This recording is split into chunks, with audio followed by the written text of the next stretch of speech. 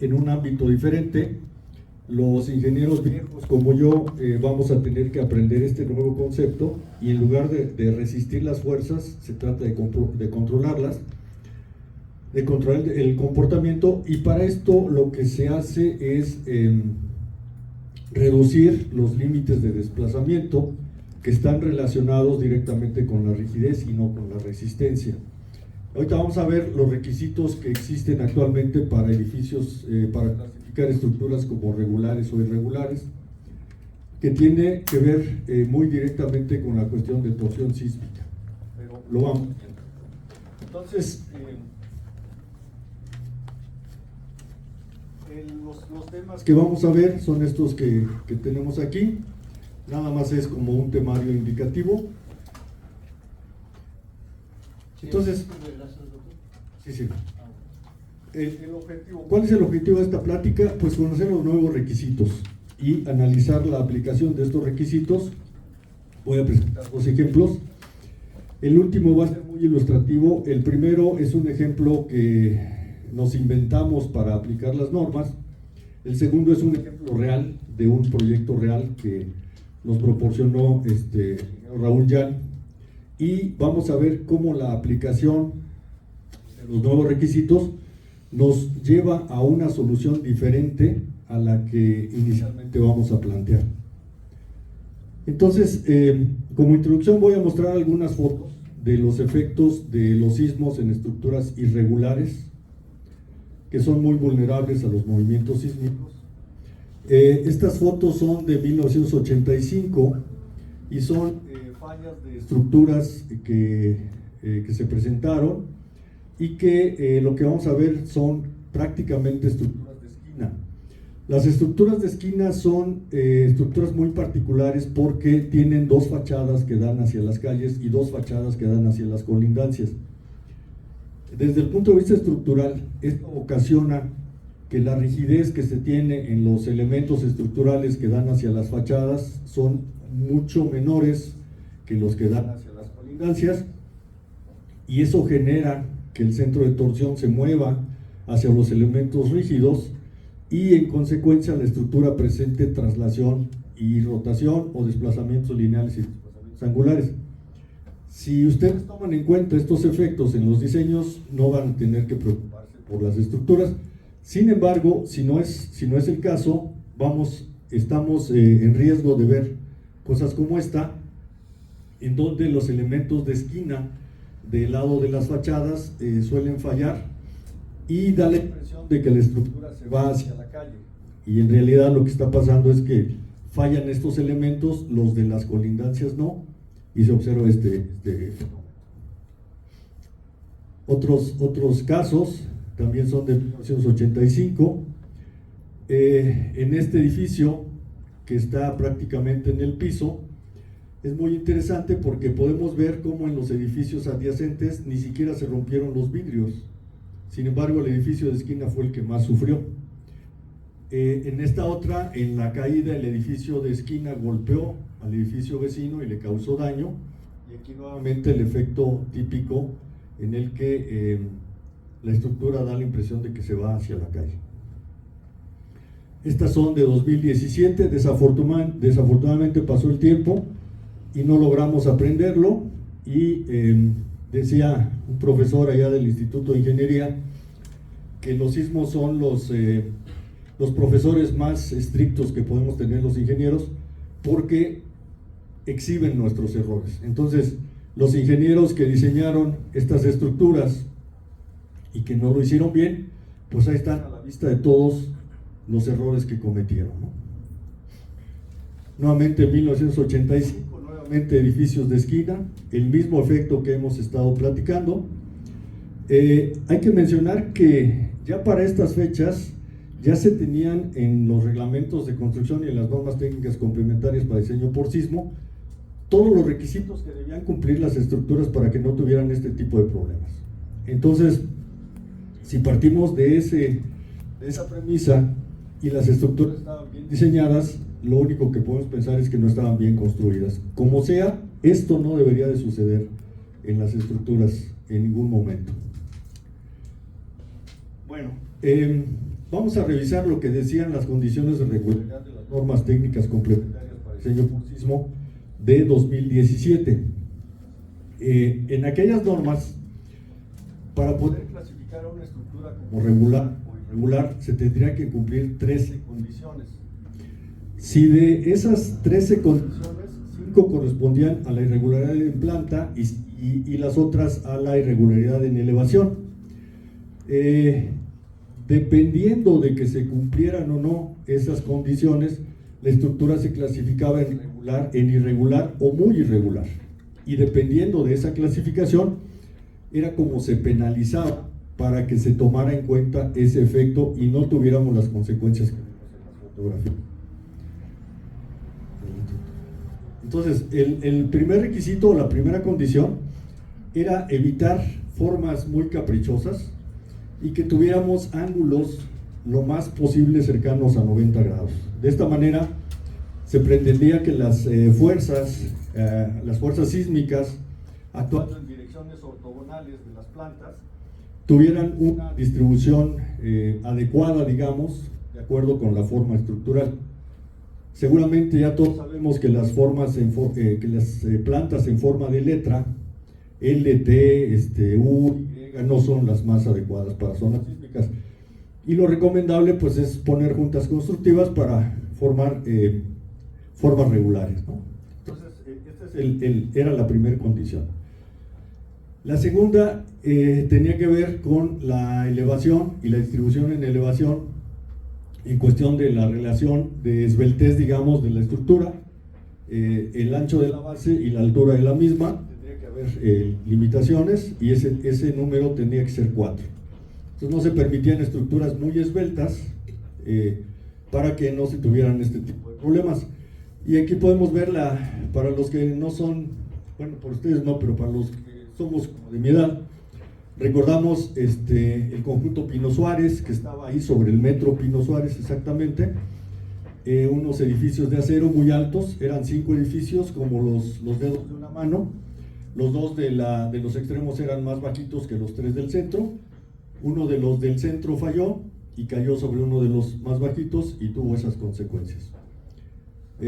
Como datos, esto es 1985 y se volvió a ver ese fenómeno en el sismo de 2017, desafortunadamente.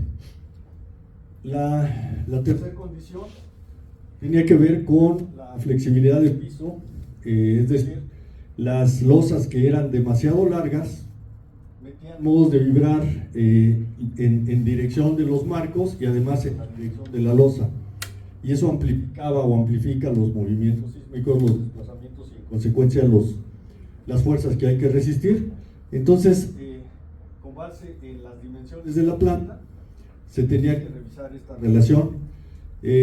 Algunos ejemplos: el edificio Nuevo León, aquí en Tlatelolco, y un edificio que estaba en una conjunto habitacional en la calzada de Tlalpan en 2017. El problema de las entrantes y los salientes de las plantas. Se tenía que revisar que estas formas, que no eran rectangulares, y la relación que había en estos huecos, digamos, o en estas diferencias de planta, tenía que cumplir ciertas condiciones que están aquí indicadas para evitar precisamente que una parte fuera más rígida que otra y eso generara diferencias en la forma de vibrar y en consecuencia las solicitaciones cambiaran de magnitud. Los ejemplos pues los podemos ver aquí. En el 85 y en 2017 se volvieron a presentar este tipo de fallas. La rigidez y resistencia de los sistemas de piso: tenemos losas casetonadas, no tenemos capiteles, no tenemos básicamente un elemento que forme una especie de marco como una trave. Aquí se ve algo, pero no es exactamente. Entonces, este tipo de sistemas también había que revisar para ver cómo clasificábamos a las estructuras. Los huecos dentro de los pisos, lo deseable era revisar y concluir que la estructura tenía huecos en el mismo sitio, digamos, en todos los pisos, y no que estos se iban alternando.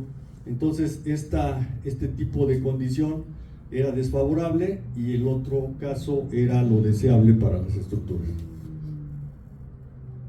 Los pesos que soportan los niveles, pues es determinante. Tenemos estructuras como estas en donde primero se cambió el uso, eran para algún tipo de uso y después se cambiaron y se usaron como almacén y tenían diferentes pesos en un piso y otro. Entonces, si la estructura no estaba diseñada para este tipo de solicitación, se observaron fallas como estas que vemos acá. Este es algo que le gusta mucho a los arquitectos. Son estructuras muy espectaculares en donde cambian la forma de un piso a otro en cuanto a dimensiones y en cuanto a características dinámicas como rigidez y masa.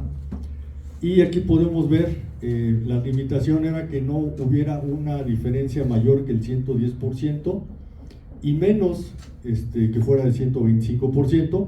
Los ejemplos los podemos ver aquí en México y en otros lados, en Ecuador, Bielorrusia, Estados Unidos, etc. Este es algo muy de todos los días, que son restringir que existan columnas que no estén ligadas a las traves en los pisos, es decir, tener columnas de más de 2 niveles de altura. Aquí podemos ver algunos ejemplos en Sudamérica, en Ecuador, pero ya tenemos estos famosos edificios que están aquí en la Ciudad de México, que les llamamos los edificios de Ciudad Gótica, porque son muy espectaculares, pero no sabemos cómo se van a comportar cuando ocurra un gran sismo. Entonces, este es un requisito que también se tenía que revisar con las normas técnicas complementarias de 2017. Es algo parecido al anterior, las columnas deben estar ligadas en cada piso y deben tener la misma altura. Aquí tenemos columnas de diferentes alturas, doble altura y el piso queda en diferencia, ¿no? Siguiente, por favor. La rigidez es otro requisito. Este es algo que desafortunadamente no hemos acabado de entender y que desafortunadamente volvemos a tener fallas en cada sismo, en donde tenemos algún tipo de rigidez en los pisos o en los entrepisos, y en alguno de ellos, por la altura o por lo que ustedes quieran, se genera una rigidez diferente.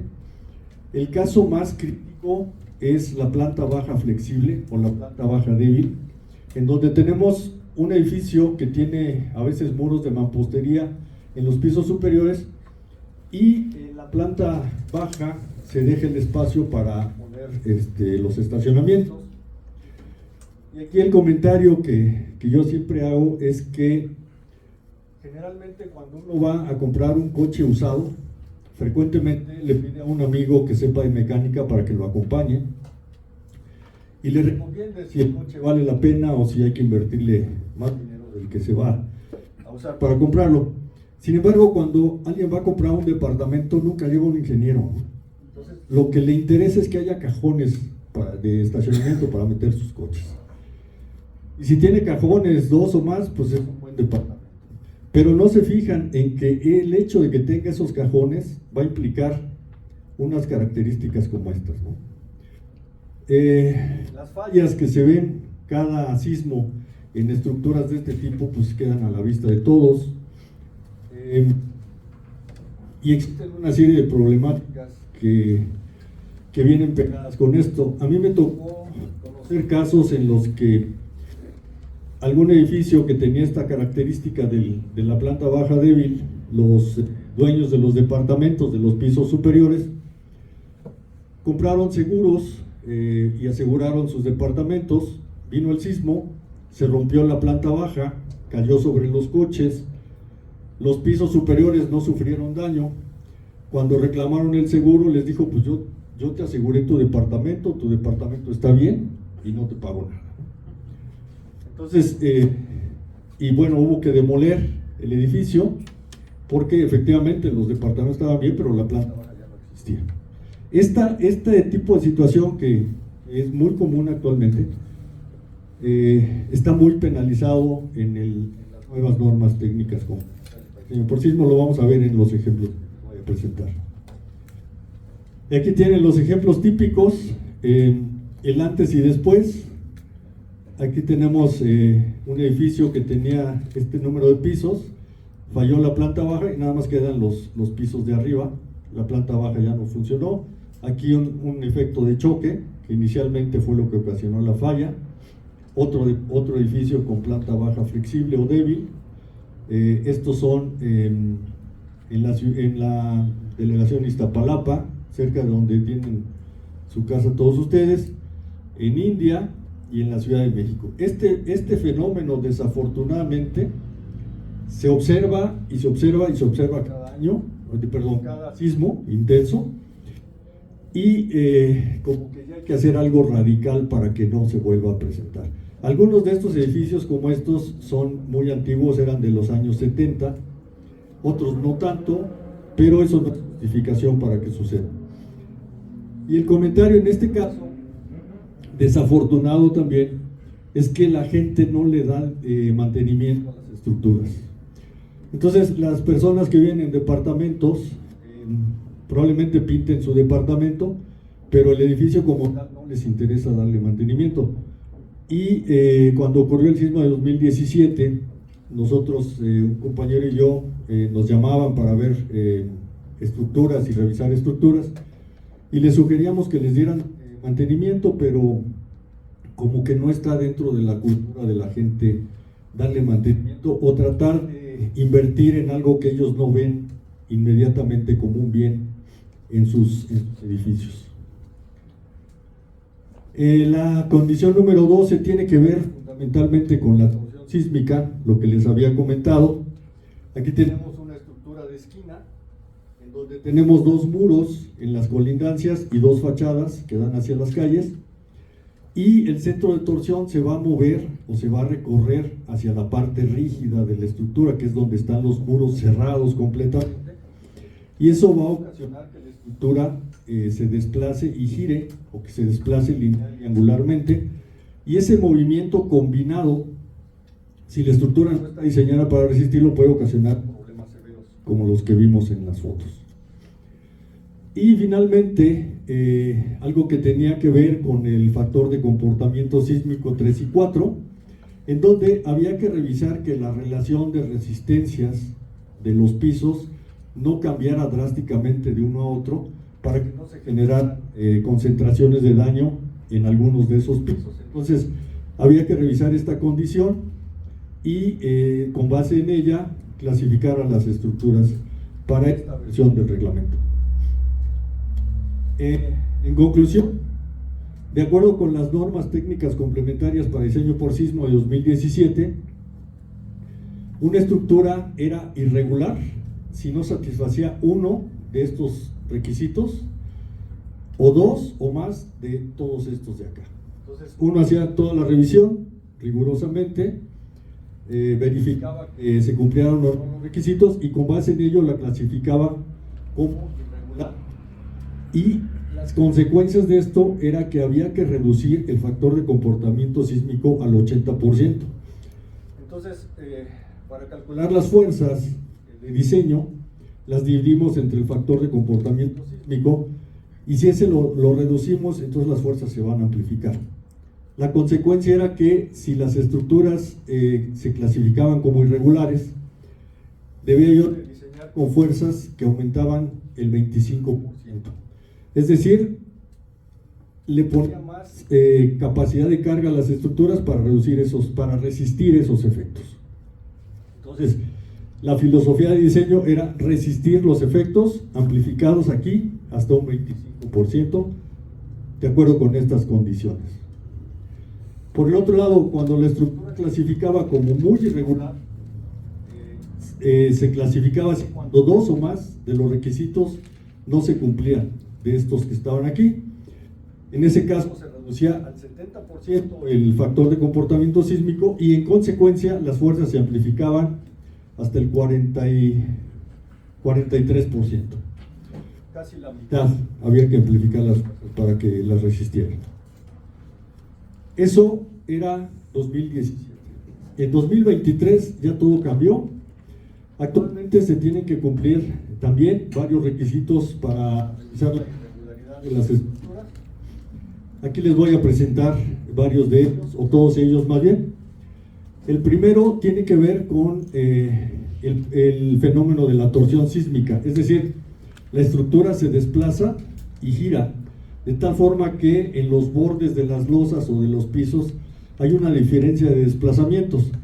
Entonces, el primer requisito consiste en revisar que el promedio de esa diferencia multiplicado por 1.15 o por 1.3 quede dentro de este límite para el desplazamiento mayor. Si eso se cumple, entonces la reducción que se hace ahora tiene que ver con la capacidad de deformación de la estructura o el desplazamiento máximo o la distorsión de entrepiso, como ustedes le quieran llamar, y esa se reduce al 80%. ¿Cómo le hago para que no se desplace la estructura y no gire? Pues tengo que aumentar la rigidez. Entonces, si no se cumple este requisito, tendré que aumentar la rigidez y de esa manera entrar en el límite que me está marcando ahora los requisitos que se están revisando. Entonces, este es el inciso 5221. El siguiente es el 5222, que nuevamente ahora se revisa si no se excede el límite superior del promedio de estos dos, aumentado el 30%.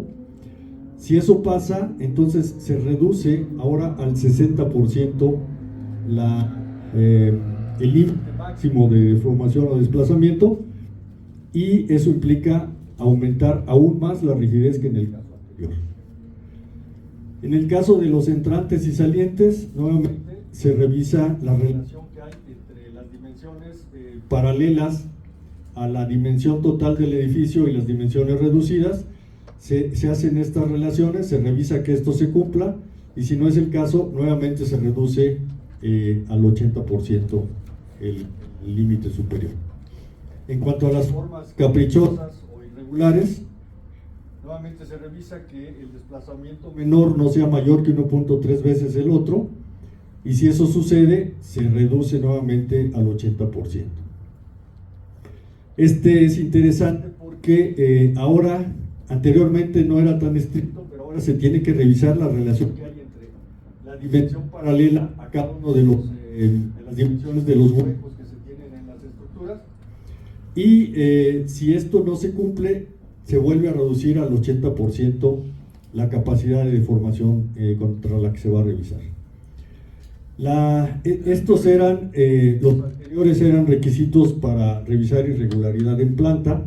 Estos son requisitos para revisar irregularidad en elevación, y nuevamente pues se busca que no se tengan estos cambios tan bruscos en las distribuciones en elevación de los pisos, o que no inicien de estas formas. Si esto no se cumple, entonces otra vez se reduce al 80% la capacidad de formación de la estructura. Igual, si tenemos huecos a media elevación que excedan estos valores, nuevamente se busca ese factor de reducción para revisar la estructura. La diferencia de reducciones bruscas de rigidez se limitan a que no excedan el 85% de un entrepiso con respecto al otro, y el factor de reducción sigue siendo 80%. Todos estos se pueden ir acumulando, y puede ser que uno no se cumpla, otro no se cumpla, y la reducción de 0.8 por 0.8 por 0.8 ya me dio un caso raro. Lo vamos a ver en un ejemplo que les voy a presentar. Otra vez la reducción brusca de rigidez debido a la falla de pisos altos. Aquí tenemos una rigidez hasta este piso que se reduce drásticamente, y esto va a ocasionar que esta parte del edificio sacuda a la parte superior, y eventualmente se puedan tener problemas en los pisos altos. Los cambios, este es muy importante, es lo que les platicaba de la planta baja flexible. Si tenemos estructuras en donde la rigidez de un entrepiso es radicalmente diferente a las otras, este límite que se ve en esta ecuación, la capacidad máxima contra la que se va a revisar la estructura es 0.33. Es un factor gigantesco. Ahorita lo vamos a ver aplicado a un edificio de concreto que no cumple con con este requisito. Entonces, lo que se busca es evitar estos tipos de estructuración en donde uno de los pisos es demasiado flexible con respecto a los demás, y básicamente le estoy diciendo al sismo que ahí es donde va a fallar la estructura.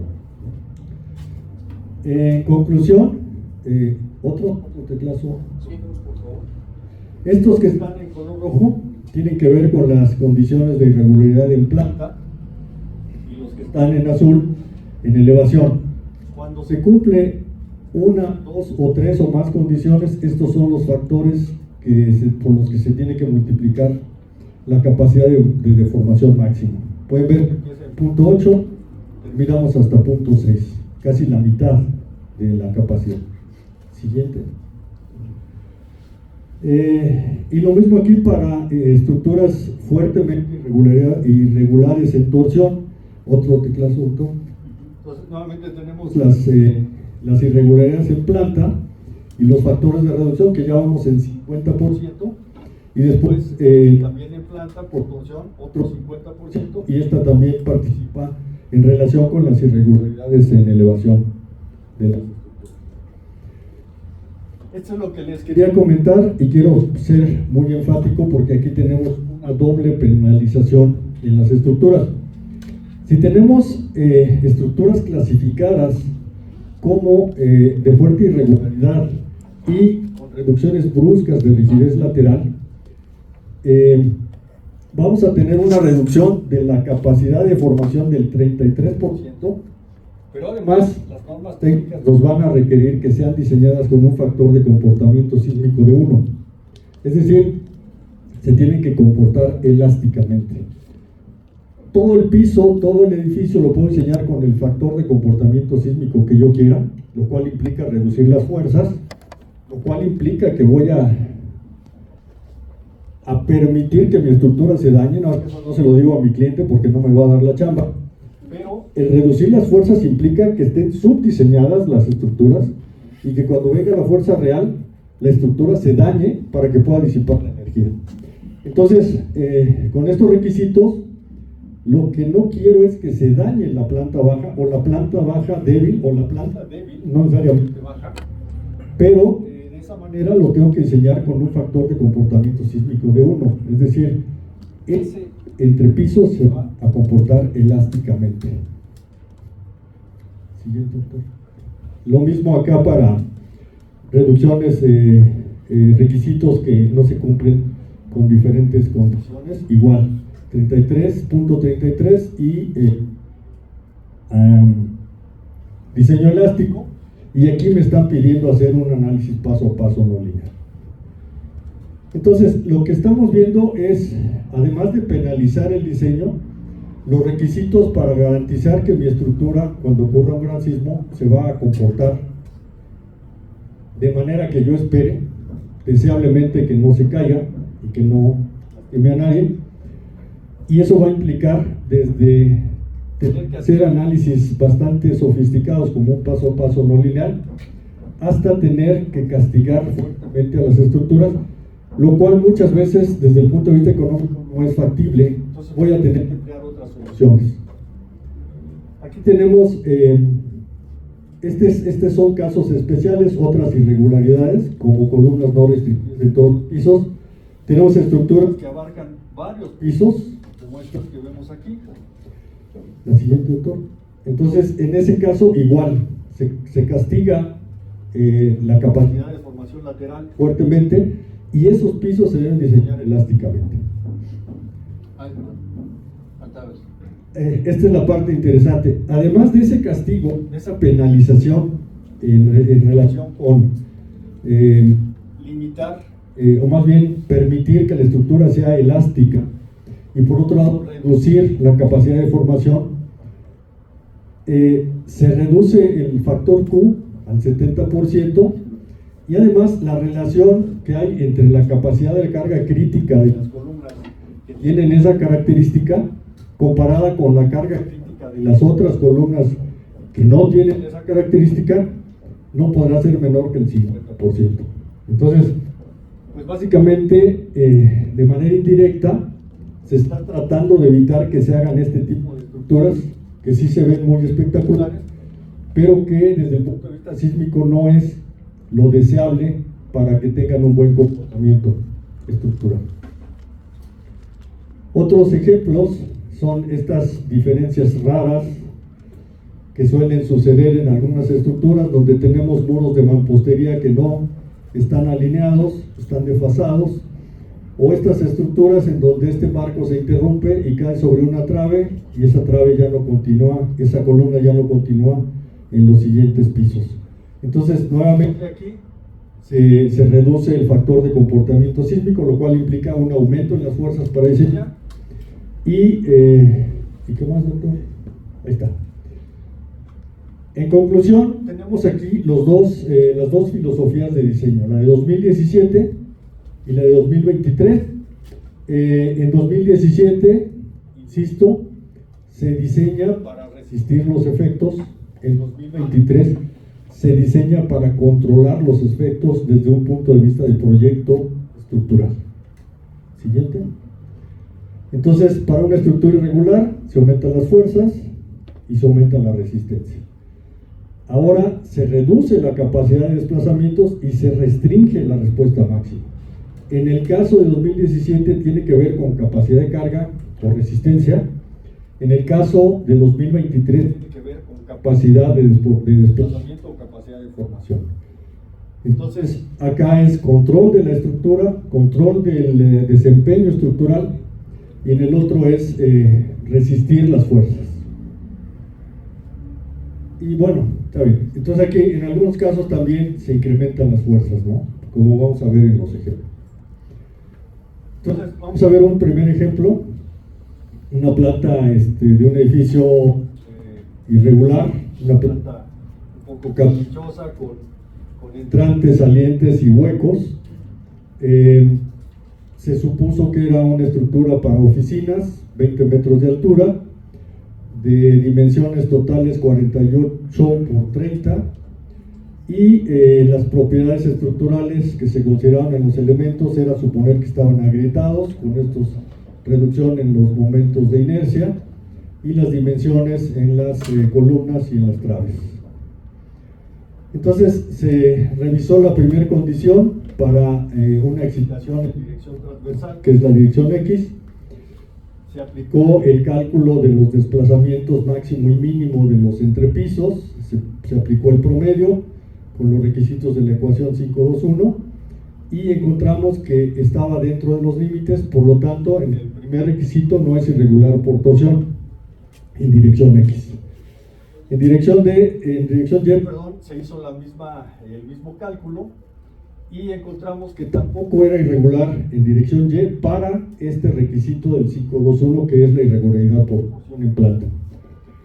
En relación con la forma geométrica, se revisó el requisito, se encontró que no era irregular en ninguno de los dos sentidos, a pesar de las formas que tiene. La siguiente.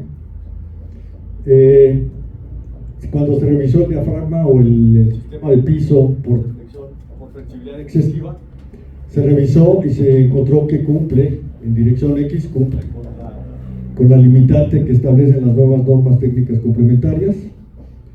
La siguiente. En dirección Y también se encontró que no es irregular, hasta ahí vamos muy bien. Y cuando revisamos el efecto de los huecos en las losas, de acuerdo con las dimensiones del proyecto, aquí ya se encontró que tanto para dirección X como para dirección Y la estructura es irregular. Entonces su capacidad de desplazamiento se tiene que limitar al 80% de la capacidad máxima que podría tener. Esto va a implicar rediseñar la estructura con elementos más robustos, más rígidos, para que los desplazamientos se limiten o caigan dentro de estas limitaciones que se están estableciendo ahora, ¿no? El siguiente ejemplo es un proyecto real.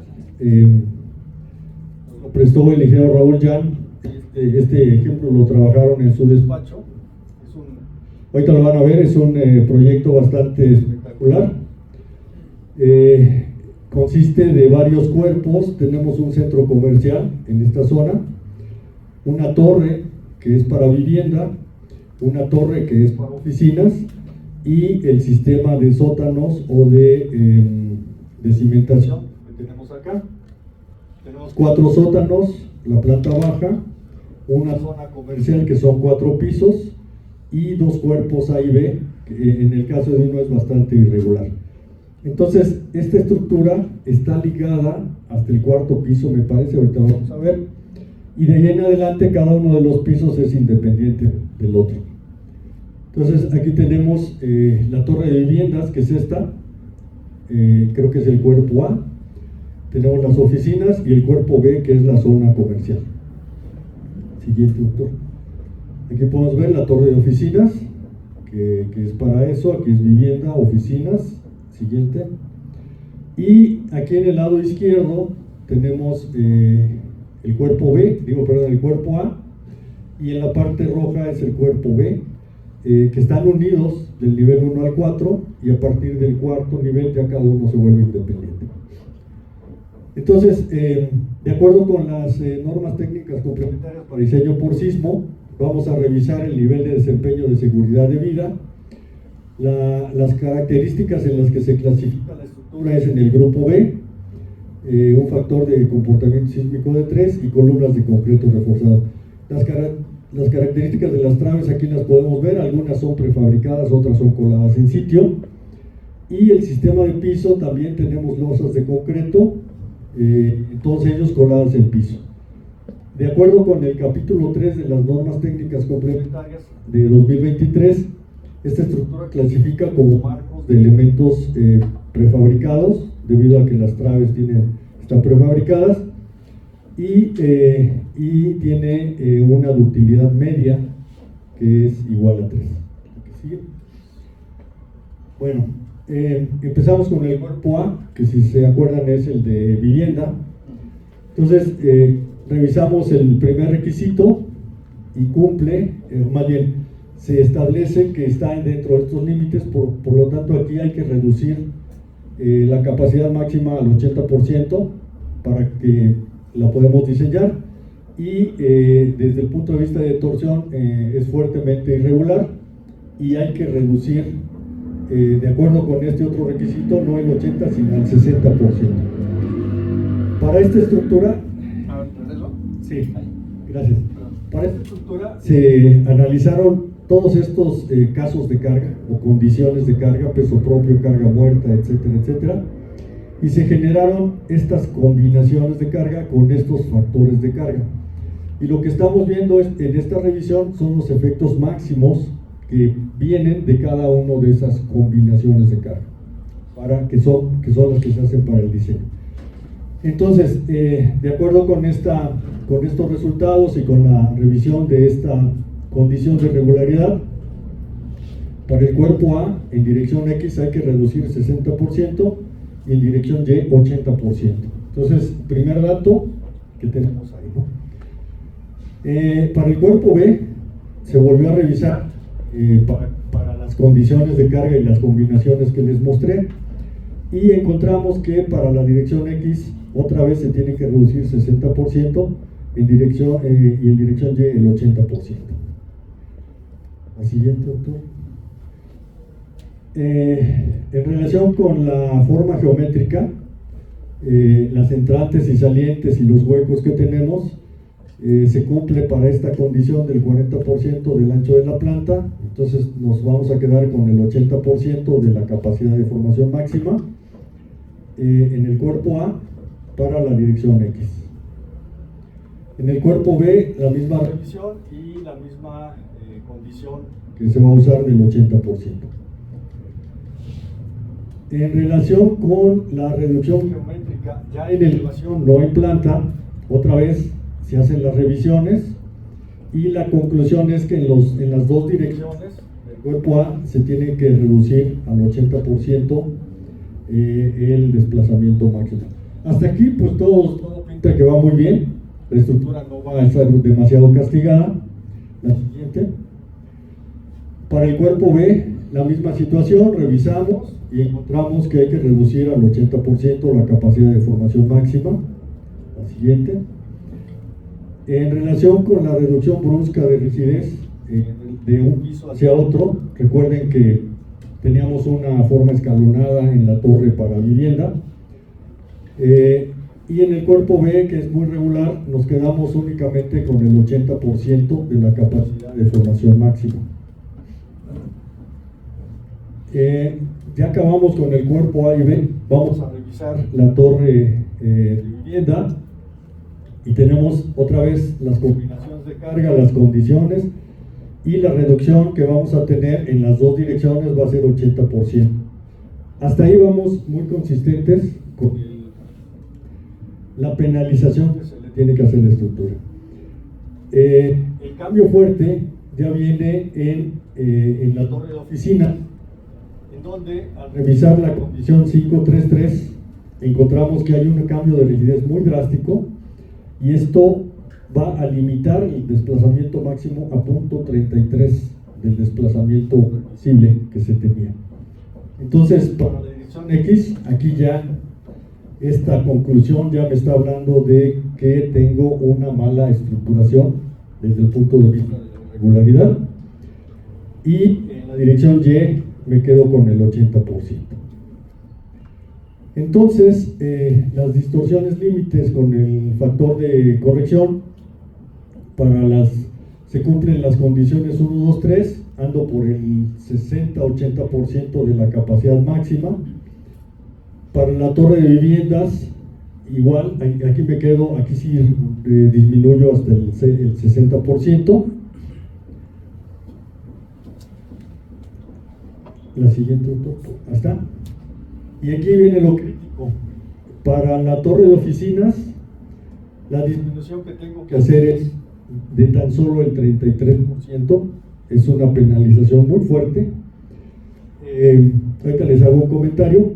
Y en el cuerpo B me quedo hasta el 60%. Este valor es crítico desde el punto de vista estructural y desde el punto de vista económico para poder diseñar una estructura de concreto reforzado.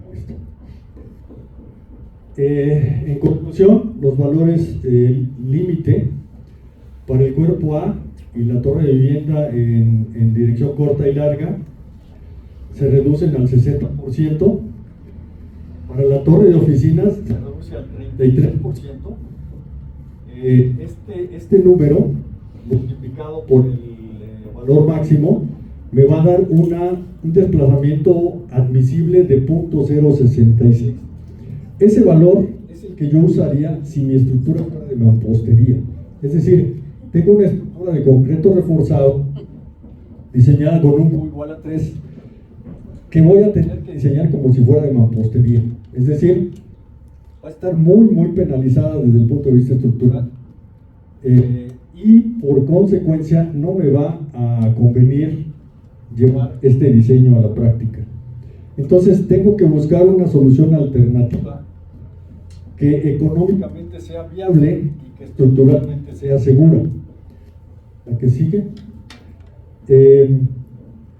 Y además de la penalización por el desplazamiento máximo, debido a las características de la irregularidad, voy a tener que reducir el factor de comportamiento sísmico al 70%, es decir, voy a aumentar las fuerzas. Entonces, el capricho de tener ese proyecto tan aparatoso, tan elegante, desde el punto de vista estructural y económico, me va a llevar a este tipo de penalizaciones. En consecuencia, bueno, aquí está otro requisito que tengo que revisar, que son las columnas, porque además tengo columnas de más de una altura, más de 2 pisos de altura, que son todas estas de color rojo, para la planta baja. La siguiente foto. De la planta baja al nivel 2, otra vez estas columnas de borde. Para la planta baja, del otro lado también tengo estas. Columnas de doble altura del nivel 4 al 5, o sea, es un proyecto muy arquitectónico, digamos. Y estos cuerpos quedan volando o no coinciden exactamente con las columnas, entonces voy a tener que hacer ahí una estructuración especial. Bueno, la siguiente. En conclusión, desde el punto de vista estructural, esta estructura no es viable como tal, y para poderla diseñar como tal, tendría yo que colocar aisladores de base para que la parte de la estructura, la parte superior, pudiera ser construida desde un punto de vista seguro y desde el punto de vista estructural. Entonces, es un mal proyecto si nosotros queremos cumplir con todos los requisitos que se marcan ahora en las nuevas normas técnicas complementarias para diseño por sismo.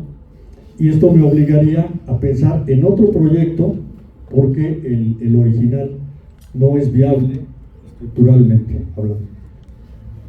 Pues, muchas gracias, es lo que les quería presentar.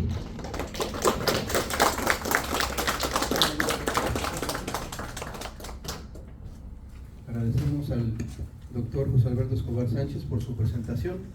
Vamos a abrir el espacio para preguntas y respuestas. Entonces, por favor, levanten su mano quien quiera decir una. Recuerden que hay un premio para la mejor pregunta de acuerdo al criterio del profesor. Gracias. Sí. Oscar, por favor. Sí, pues felicidades por la presentación, muy interesante. Yo no sé si no lo registré o no sé si mencionó, pero ¿nos podría decir cómo se llegaron a los porcentajes de reducción? Sí, esto obedece a estudios que se hacen, son estudios desde el punto de vista analítico y también desde el punto de vista de las observaciones que desafortunadamente hemos tenido en los sismos recientes. Entonces, de acuerdo con las experiencias que tenemos de estructuras típicas, que son las que más podemos clasificar, se toma el dato en campo, digamos, del comportamiento de la estructura y se evalúa analíticamente, y de esa manera se puede proponer un valor objetivo de .33 o .6 o .8. Gracias. Digamos que nuevamente estamos como los ingenieros de antes, aprendemos por prueba y error. Bien, gracias. Y otro comentario, hablando de esto, eso no está mal. No sé si recuerdan hace algunas semanas que hubo un avión en Estados Unidos al que se le abrió la puerta en pleno vuelo, y lo que hizo la compañía es que bajó a todos sus aviones de ese tipo hasta que estuvieran seguros de que no se iba a volver a presentar ese tipo de problema. Entonces, nuevamente es prueba y error. Yo creo que los ingenieros tenemos que aprender mucho de los errores para tomarlos en cuenta y que no se repitan. Y adelante. Doctor, quisiera que nos comentara acerca de la cimentación, ¿no? Todas esas anomalías que vamos viendo que luego no lo hacen viable el proyecto, pues también tiene que ver con el tipo de cimentación y la zonificación geotécnica, ¿no? Hablando aquí de la Ciudad de México. Por ejemplo, este último ejemplo, ¿no?, del centro comercial y oficina, pues muy complejo. No sabemos, bueno, ahorita en qué zona se analizó, ¿no? Porque evidentemente si fuera alcanza a ver que hayan pilotes o pilas, ¿no? Entonces, si ese proyecto estuviera en la zona del lago, o bueno, la de Transición o la de Lomas, ¿no?, en un momento dado, a lo mejor en un momento dado ese proyecto ya pudiera ser viable, ¿no? A lo mejor las restricciones ya no fueran tan fuertes. ¿Cómo se cambiaría? Sí, ¿no? ¿Qué pasa ahí? sí, sin duda. Dependiendo de la zona sísmica, el proyecto podría ser viable o no. En este caso, la zona era de transición y de acuerdo con esas características, las consecuencias de la revisión son las que les acabo de mostrar. ¿Qué quiere decir esto? Que si estuviéramos en zona de suelo duro, probablemente las solicitaciones no son las mismas que en la zona de transición, y a lo mejor los límites o los valores con los que calculamos los límites serían diferentes, y a lo mejor la estructura sí entra para poderla llevar a cabo estructuralmente. Pero sí, definitivamente la relación entre las condiciones del suelo y las características estructurales se tiene que tomar en cuenta.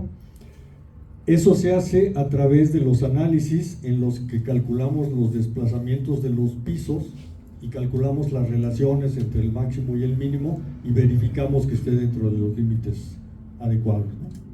Entonces, si es una zona en donde la demanda sísmica es menor que en otra, a lo mejor el proyecto es viable y en la otra zona, ¿no? Profesor Eliud. Sí, una pregunta. Usted habló del ejemplo 2 al final, que se requeriría una nueva estructuración. No, un sistema de aislamiento de base. Sí, pero habría posibilidad, dado que el problema era que estaba todo unido hasta el cuarto nivel, de separar en muchos cuerpos para que cada uno de ellos trabajara independiente y entonces reducir todos esos efectos de irregularidad.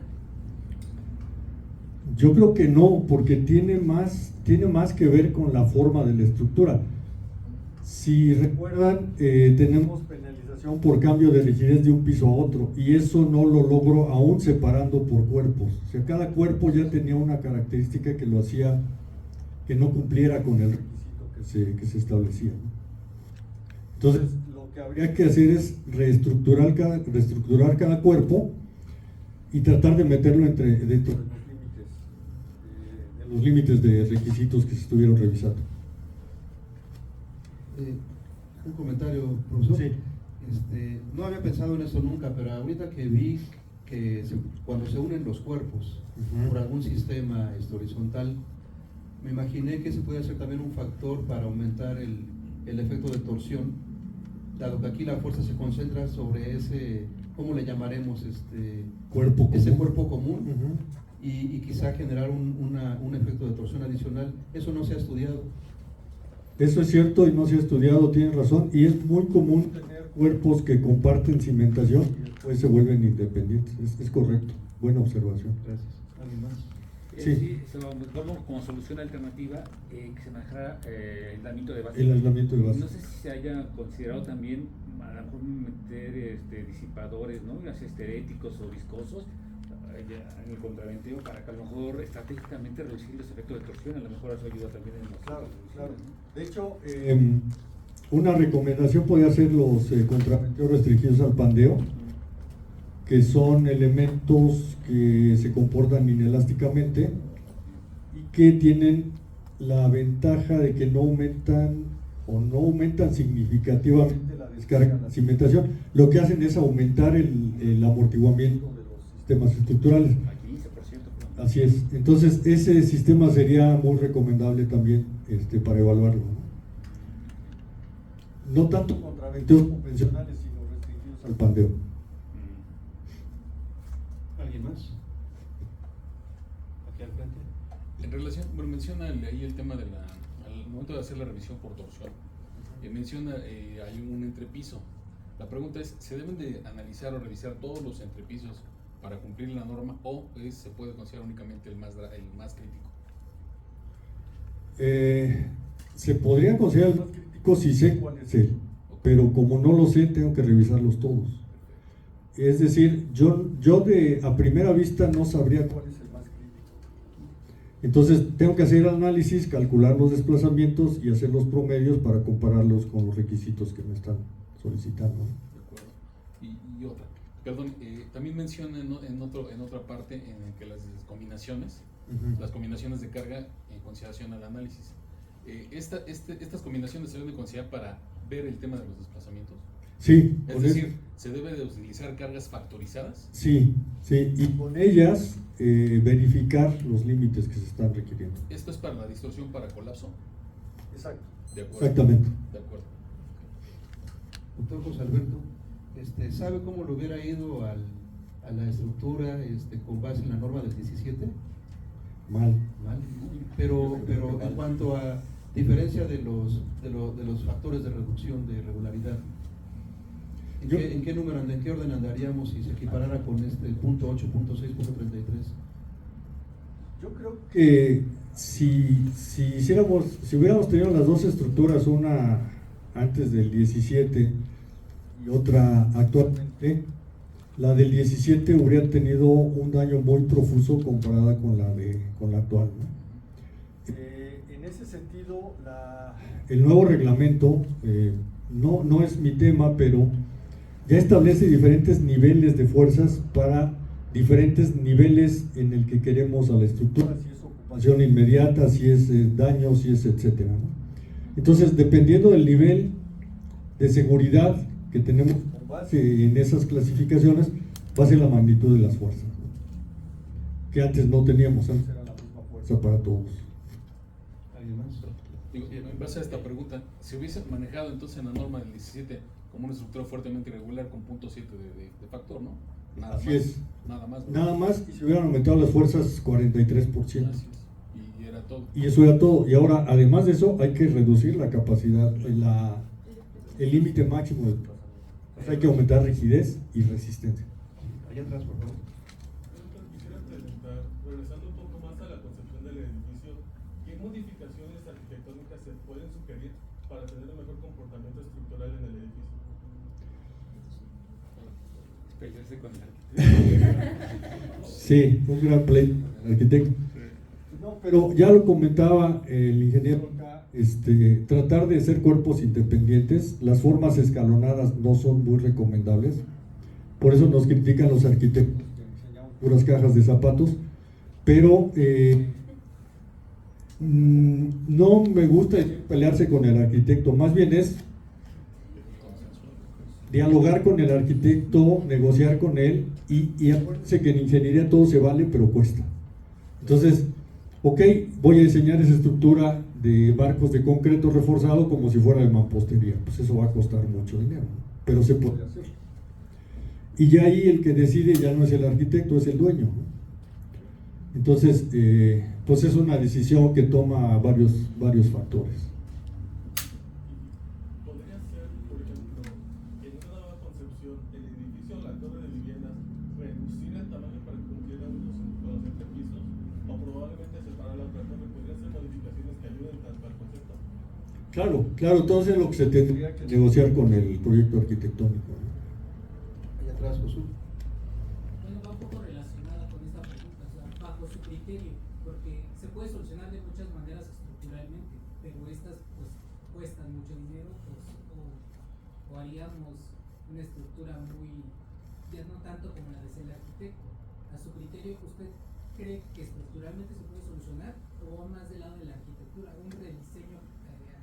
Yo creo que hay que hacer las dos cosas, hay que hacer reingeniería, un tanto rediseñar arquitectónicamente y otro tanto usar dispositivos como los que comentaba el ingeniero para reducir los efectos de las fuerzas, ¿no?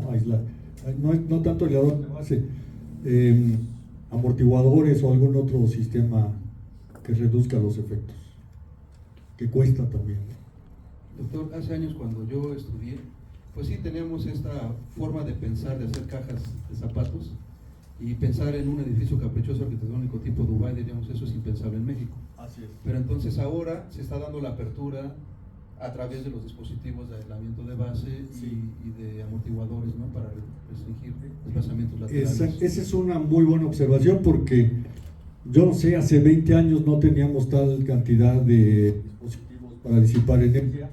Actualmente ya existen, ¿no? Inclusive, y el doctor lo maneja muy bien el tema, existen estructuras inteligentes en donde puedo manejar materiales. Existe un material que se llama magnetorreológicos. Imagínense ustedes que tengo una gelatina, un gel, al que le agrego limadura de fierro, y esa combinación tiene una cierta viscosidad. Si yo lo someto a un campo magnético, se reorientan las limaduras de fierro y cambio la viscosidad o el módulo de elasticidad de ese material. Ese es un material inteligente. Entonces yo tengo amortiguadores de energía que tienen dentro ese material y por otro lado tengo la estructura que tiene una red de acelerómetros que en tiempo real está midiendo lo que le está pasando a cada piso de la estructura. Esa medición la mando a un sistema en el que se compara los límites que debe de tener la estructura y con base en eso manda una corriente eléctrica a los amortiguadores que cambian la viscosidad del material y la estructura reacciona en tiempo real para controlar los desplazamientos. Esto es lo que llaman estructuras inteligentes o control activo. En México no tenemos esto todavía, en Japón ya existe. No es barato, pero ya existe. Abundando en el comentario del doctor Ramsés, en relación con que hace años no se tenía estas opciones, no son baratas. ¿Eso se puede aplicar también con electromagnetismo, lo que está mencionando usted? Básicamente ese es un campo magnético de electricidad. Entonces con eso se altera, ¿no? Ahora tengo otra pregunta. A partir del reglamento del 2017 al 2023, aumentado a partir ¿El porcentaje qué, perdón? del porcentaje de seguridad? ¿Cómo se puede cuantificar eso? Sí. Cuando se diseña un reglamento de construcción, se tienen que evaluar diferentes costos dependiendo de lo que se va atendiendo. Por ejemplo, si yo tengo un reglamento que es muy complicado de entender, eso va a implicar un costo para el ingeniero que lo tiene que entender para poderlo aplicar. Tenemos el costo para entender el reglamento. Una vez que lo entendí y diseño mi estructura, viene un costo de diseño, lo que tengo que pagar para cumplir con ese reglamento. Después, si la estructura se daña, la tengo que reparar y viene un costo de reparación. Y finalmente, si la estructura se cae y mata gente que es económicamente productiva para la sociedad, tengo otra pérdida y es otro costo. Eso es inevitable. Entramos a un tema más o menos espinoso que se llama valor de la vida humana.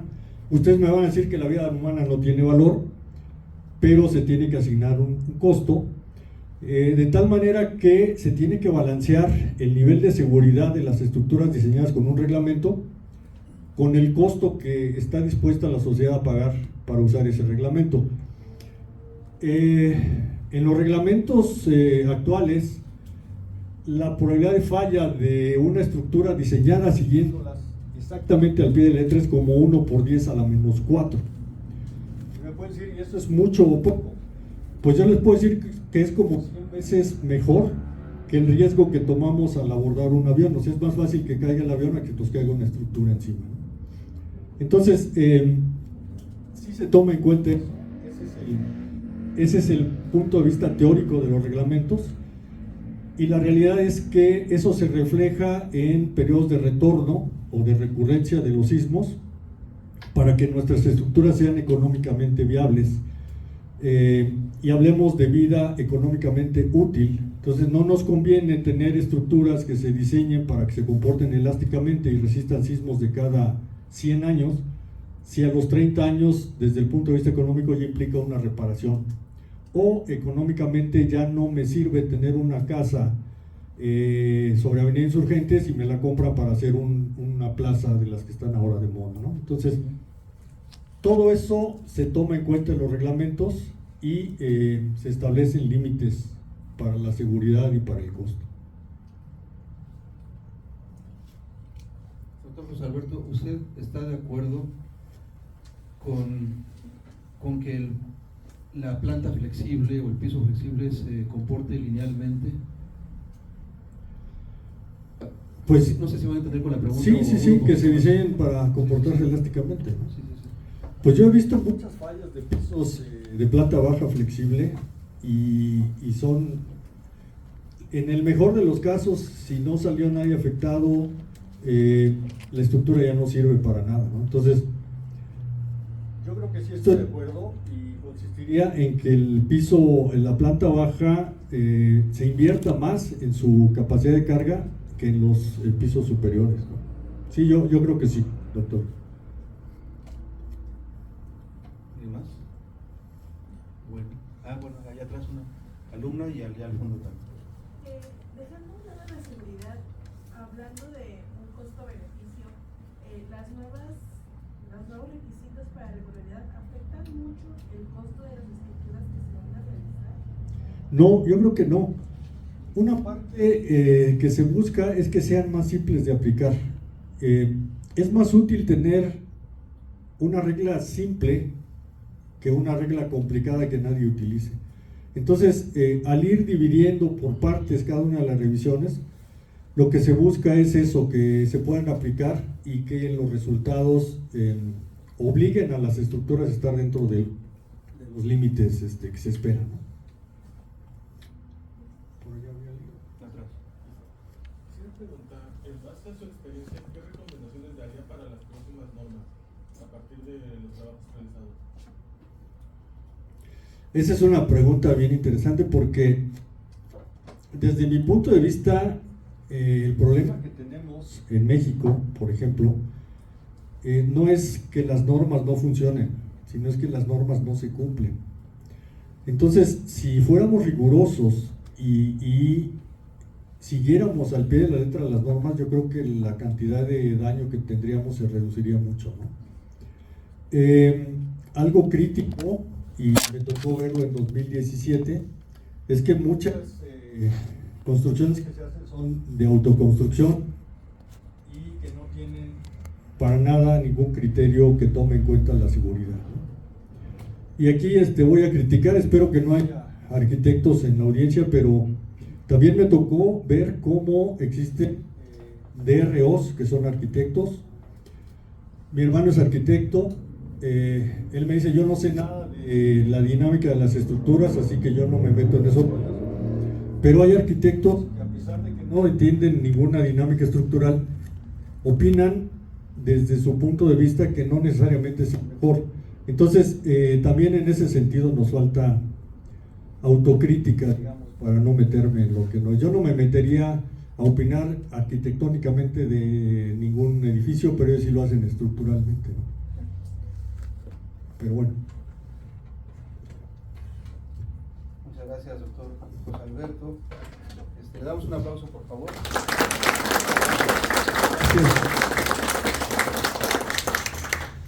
Le vamos a entregar un reconocimiento de parte de la sección de estudios de posgrado de investigación. Otorga el presente reconocimiento al doctor José Alberto Escobar Sánchez por haber presentado la conferencia Revisión de los nuevos requisitos de regularidad para edificios asimétricos. La fecha, la técnica al servicio de la patria, firma el maestro en ciencias Víctor Manuel Juárez Neri, jefe de la CEPI. Felicidades, doctor. Muchas gracias.